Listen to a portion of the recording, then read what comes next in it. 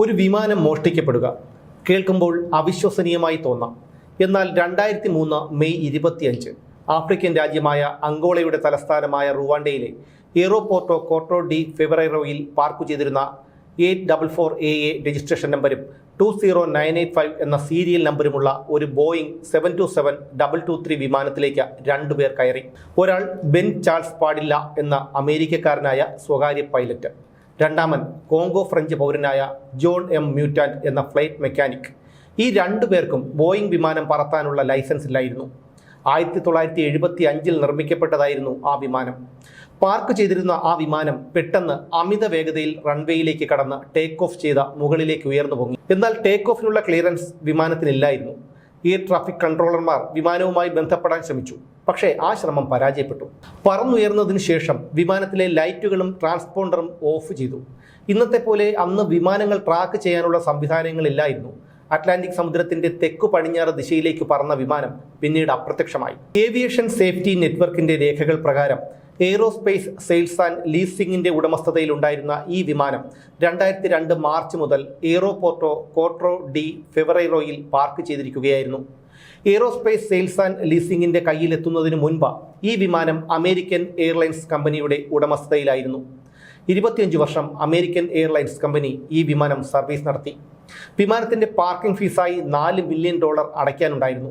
Nigerian IRS എയർലൈൻസിനായി service നടത്താനുള്ള നടപടികൾ നടന്നുകൊണ്ടിരിക്കുന്നതിനിടയിലാണ് ദുരൂഹ സാഹചര്യത്തിൽ വിമാനം അപ്രത്യക്ഷമാകുന്നത്. നീലയും വെള്ളയും ചുവപ്പും നിറത്തിൽ വരകളുള്ള സിൽവർ പെയിന്റ് അടിച്ച വിമാനമായിരുന്നു അത്. ബോയിങ് 727 വിമാനം പറത്താൻ പരിശീലനം ലഭിച്ച 3 എയർ ക്രൂമാർ ആവശ്യമാണ്. ഈ 2 പേർ, അതായത് ബെൻ ചാൾസ് പാഡില്ലയും ജോൺ മ്യൂറ്റാൻറ്റും കയറുന്നതിന് മുൻപ് വിമാനത്തിൽ മറ്റൊരാൾ ഉണ്ടായിരുന്നതായി വിമാനത്താവളത്തിലെ ഒരു ജീവനക്കാരൻ കണ്ടിരുന്നു. നിർത്തിയിട്ടിരുന്ന വിമാനത്തിൽ 53,000 ലിറ്റർ ഇന്ധനം നിറച്ചിരുന്നു. ഏകദേശം 2400 കിലോമീറ്റർ പറക്കാൻ ഇത്രയും ഇന്ധനം മതിയായിരുന്നു. വിമാനം കാണാതായതിനു ശേഷം അമേരിക്കയിലെയും റുവാണ്ടയിലെയും പല ഏജൻസികളും വിമാനത്തിന്റെ തിരോധാനത്തെക്കുറിച്ച് അന്വേഷണം നടത്തി. പക്ഷേ യാതൊരു സൂചനകളും കിട്ടിയില്ല. FBI ഈ വിമാനത്തിന്റെ തിരോധാനത്തെക്കുറിച്ച് നടത്തിയ അന്വേഷണത്തിൽ വിമാനം മോഷ്ടിക്കപ്പെട്ടിരിക്കാനും അതിന്റെ രജിസ്ട്രേഷൻ 5NRIR എന്ന വ്യാജ നമ്പറിലേക്ക് മാറ്റിയിരിക്കാനും സാധ്യതയുണ്ടെന്ന് കണ്ടെത്തിയിരുന്നു. 2003 ജൂലൈയിൽ ഗിനിയയിലെ കൊണാക്രിയിൽ ഈ വിമാനം കണ്ടെന്ന് സ്ഥിരീകരിക്കാത്ത മാധ്യമ റിപ്പോർട്ടുകൾ ഉണ്ടായിരുന്നു. എന്നാൽ US സ്റ്റേറ്റ് ഡിപ്പാർട്ട്മെന്റ് ഈ റിപ്പോർട്ട് പൂർണ്ണമായും തള്ളിക്കളഞ്ഞിരുന്നു. 2010 സെപ്റ്റംബറിൽ എയർ ആൻഡ് സ്പേസ് സ്മിത്സോണിയൻ മാഗസിനിൽ പ്രസിദ്ധീകരിച്ച ഒരു ലേഖനത്തിൽ ഇത് സംബന്ധമായി പല അന്വേഷണങ്ങളും നടത്തിയിട്ടും യാതൊരു വിവരങ്ങളും കിട്ടിയില്ലെന്ന് പരാമർശിച്ചിരുന്നു. 2005 FBI വിമാനത്തിന്റെ തിരോധാനത്തെക്കുറിച്ചുള്ള അന്വേഷണം അവസാനിപ്പിച്ചു.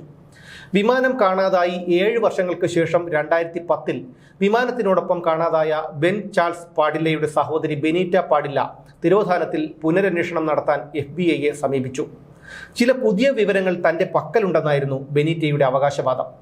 2000 ആണ്ടുവരെ ദക്ഷിണാഫ്രിക്കയിൽ നിന്ന് മൊസാംബിക്കിലേക്ക് ടൂറിസ്റ്റ് എയർലൈൻസ് നടത്തിയിരുന്ന ഒരാളായിരുന്നു കീത്ത് ഇർവിൻ എന്ന 57-കാരൻ. കാർഗോ എയർ ട്രാൻസ്പോർട്ട് സിസ്റ്റംസ് എന്ന ദക്ഷിണാഫ്രിക്കൻ കമ്പനിയുമായി ചേർന്ന് ഇർവിൻ പുതിയൊരു കരാർ ബിസിനസ്സിന് തുടക്കമിട്ടു. അങ്കോളയിലെ വജ്രഖനികളിലേക്ക് ഇന്ധനം കൊണ്ടുപോകുന്നതായിരുന്നു ആ കരാർ. അങ്കോളയിൽ ആഭ്യന്തര യുദ്ധം കൊടുമ്പിരി കൊണ്ടിരിക്കുന്ന സമയമായിരുന്നു അത്. അതുകൊണ്ട് തന്നെ റോഡ് മാർഗം വജ്രഖനികളിൽ ഇന്ധനം എത്തിക്കുന്നത് അപകടം പിടിച്ചതായിരുന്നു. ഇർവിന് സ്വന്തമായി ടാങ്കുകളുണ്ട്. പഴയൊരു ബോയിങ് വിമാനം വാങ്ങി അതിൽ ടാങ്കുകൾ ഘടിപ്പിച്ച് ഇന്ധനം വജ്രഖനികളിൽ എത്തിക്കാം എന്നായിരുന്നു ഇർവിന്റെ കണക്കുകൂട്ടൽ. അങ്ങനെ Irvin aerospace sales and leasing ഇൻകോർപ്പറേറ്റഡിന്റെ പ്രസിഡന്റായ മൗറി ജോസഫിനെ കാണുന്നു. 2002 ഇത്. അമേരിക്കൻ എയർലൈൻസ് അടുത്തിടെ ഒഴിവാക്കിയ 3 727 വിമാനങ്ങൾ അപ്പോൾ ജോസഫിനുണ്ടായിരുന്നു. അമേരിക്കൻ എയർലൈൻസ് തങ്ങളുടെ വിമാനങ്ങൾ കൃത്യമായും മെച്ചപ്പെട്ട രീതിയിലും അറ്റകുറ്റപ്പണികൾ നടത്തുന്നത് കൊണ്ടുതന്നെ ആ 3 വിമാനങ്ങളും പ്രവർത്തനക്ഷമതയുള്ളതായിരുന്നു. അങ്ങനെ ജോസഫ് അപ്രത്യക്ഷമായ 844AA വിമാനം ഇർവിന് കച്ചവടം ഉറപ്പിച്ചു. $125,000 ആദ്യം നൽകി. ബാക്കി തുക 30 ദിവസത്തിനുള്ളിൽ ഇർവിൻ ജോസഫിന് നൽകണം. അതായിരുന്നു കരാർ. വിമാനം അങ്കോളയിലേക്ക് കൊണ്ടുപോകാനും പാസഞ്ചർ സീറ്റുകൾ ഇളക്കി മാറ്റി പകരം ഇന്ധന ടാങ്കുകൾ പിടിപ്പിക്കാനും ജോസഫ് അനുമതി നൽകി. വിമാനത്തോടൊപ്പം $10,000 നൽകി തൻ്റെ ജീവനക്കാരനായ മൈക്ക് ഗബ്രിയലിനെ കൂടി ജോസഫ് അയച്ചു. ബാക്കി പണം 30 ദിവസത്തിനുള്ളിൽ കൊടുക്കണമെന്നാണല്ലോ ഇർവിനും ജോസഫും തമ്മിലുള്ള കരാർ. ആ പണം കിട്ടുന്നതുവരെ മൈക്ക് വിമാനത്തോടൊപ്പം നിൽക്കണം. 30 ദിവസത്തിന് ശേഷവും പണം തന്നില്ലെങ്കിൽ വിമാനം മടക്കിക്കൊണ്ടുവരണം എന്ന് ചട്ടം കെട്ടിയാണ് ജോസഫ് മൈക്കിനെ വിമാനത്തോടൊപ്പം അയക്കുന്നത്. 2002 ഫെബ്രുവരി 28-ന് വിമാനത്തിന്റെ പാസഞ്ചർ സീറ്റുകൾ ഇളക്കി മാറ്റി പകരം 10 ഇന്ധന ടാങ്കുകൾ പിടിപ്പിച്ചു. എന്നാൽ അങ്കോളയിൽ ഈ വിമാനത്തിനുള്ള ലാൻഡിംഗ് പെർമിറ്റ് നേടാൻ ഇർവിന്റെ ബിസിനസ് പാർട്ണർമാർക്ക് കഴിഞ്ഞില്ല. അങ്ങനെ മാർച്ച് 14-ന് ആ വിമാനം എയ്റോപോർട്ടോ കോട്രോ ഡി ഫെബ്രൈറോയിലെത്തി. അങ്കോളയിലെ രീതികൾ അറിയില്ലായിരുന്ന ഇർവിന് പെട്ടെന്ന് തന്നെ ഒരു കാര്യം മനസ്സിലായി. അവിടുത്തെ കരാർ കുറച്ച് കുഴപ്പം പിടിച്ചതാണ്. വിമാനവും ജീവനക്കാരും ലാൻഡ് ചെയ്യുമ്പോൾ ചെലവുകൾക്കായി ബിസിനസ് പങ്കാളി $2,20,000 ഇർവിന് നൽകേണ്ടതായിരുന്നു. എന്നാൽ പാർട്ണറുടെ മാനേജർ പണം കൊടുക്കാതെ ഒഴിവ് കഴിവുകൾ പറഞ്ഞു. അങ്ങനെ മാർച്ച് അവസാനിക്കുമ്പോഴേക്കും $5,90,000 ഇർവിന് നഷ്ടമായി. വിമാനത്തിലെ ജീവനക്കാരെ ഇർവിൻ വൈദ്യുതിയും വെള്ളവുമില്ലാത്ത ദുർഗന്ധം വമിക്കുന്ന അഴുക്ക് ചാലിനടുത്തുള്ള ഒരു വാടക അപ്പാർട്ട്മെന്റിലേക്ക് മാറ്റി. അങ്കോളയിലെ വ്യോമസേന ജനറലിന്റെ ഉടമസ്ഥതയിലുള്ള ഒരു വീടിന്റെ പിൻഭാഗത്ത് മറ്റൊരു വാടക അപ്പാർട്ട്മെന്റിൽ ഇർവിനും മൈക്കും താമസിച്ചു.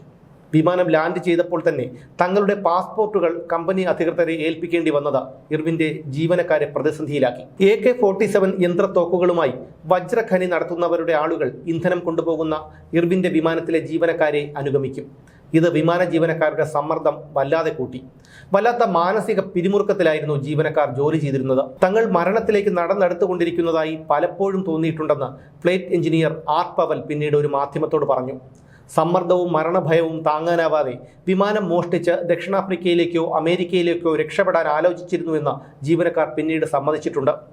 പലതവണ ആവശ്യപ്പെട്ടിട്ടും ജീവനക്കാരുടെ പാസ്പോർട്ടുകൾ മടക്കി നൽകാൻ കമ്പനി അധികൃതർ തയ്യാറായില്ല. ഒടുവിൽ ഇർവിനും ജീവനക്കാരും കൂടി US എംബസിയെ സമീപിച്ചു. ഇതിനുശേഷമാണ് അവർക്ക് തങ്ങളുടെ പാസ്പോർട്ടുകൾ മടക്കി കിട്ടിയത്. ഇർവിന്റെ വിമാനം അപ്പോഴേക്കും കരാർ കമ്പനിയുടെ പൂർണ്ണ നിയന്ത്രണത്തിലായി കഴിഞ്ഞിരുന്നു. ഇതിനിടെ പാർക്കിംഗ് ഇനത്തിൽ വൻതുക കുടിശ്ശികയായതിനാൽ വിമാനത്തിന് അങ്കോളയ്ക്ക് പുറത്തേക്ക് പറക്കുന്നതിനും വിലക്കുണ്ടായിരുന്നു. കമ്പനി പണം നൽകാതിരിക്കുന്നതിനോടൊപ്പം ജീവനക്കാരുടെ സമ്മർദ്ദം കൂടിയായപ്പോൾ ഇർവിൻ ജീവനക്കാരെ മറ്റൊരു വിമാനത്തിൽ ദക്ഷിണാഫ്രിക്കയിലേക്ക് അയച്ചു. ദക്ഷിണാഫ്രിക്കയിലെത്തിയ അവരിൽ 2 പേർ അമേരിക്കയിലേക്ക് പോയി.